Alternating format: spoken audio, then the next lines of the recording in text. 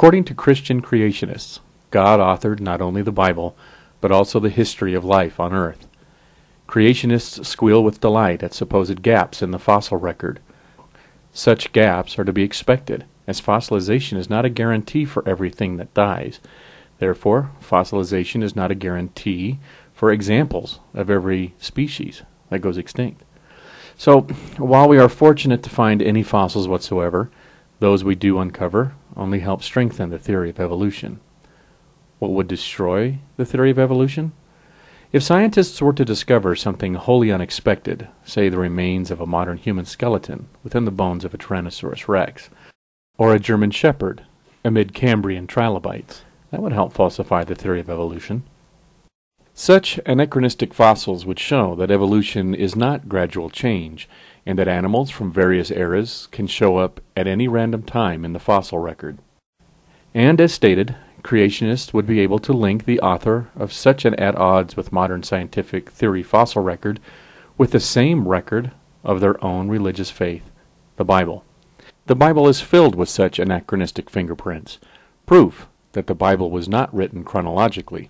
For example, as found in Genesis 7:2-9, where God says to Noah, "Of every clean beast thou shalt take to thee by sevens, the male and his female, and of every beast that are not clean, by two, the male and his female."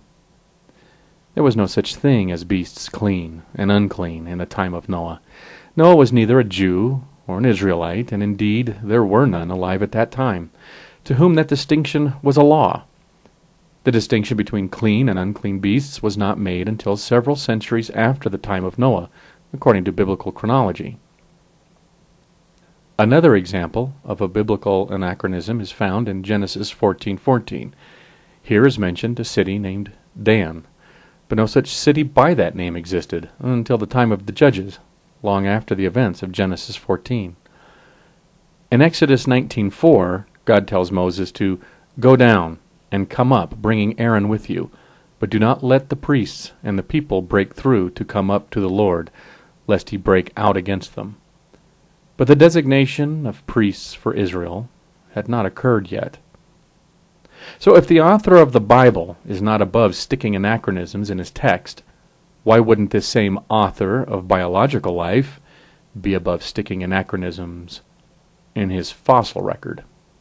Maybe it's because the Bible was authored by human beings, and not an anachronistic loving deity.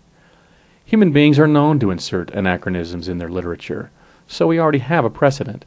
It would seem that not all of the biblical text was written in the eras in which it pretends to be set, and maybe life on earth had no divine author either, and is instead the result of natural, evolutionary processes, which could never leave anachronisms like a German shepherd in the Cambrian behind.